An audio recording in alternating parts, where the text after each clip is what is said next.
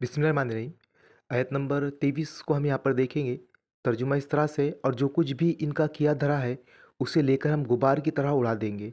अब आप देखिए, अगर पूरी वो पिछली आयतों को अगर हम देखें तो काफ़िर ये कहते थे कि मोहम्मद सल्लल्लाहु अलैहि वसल्लम फरिश्ते नाजिल कर कर बता दे।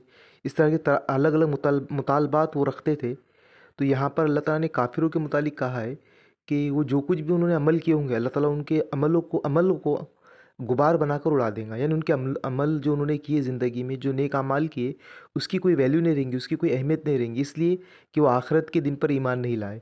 अब ज़ाहिर सी बात है कि ईमान की अहमियत को हम इस आयत पर समझ सकते हैं, इस आयत के ज़रिए से समझ सकते हैं कि ईमान की अहमियत कितनी ज़्यादा है।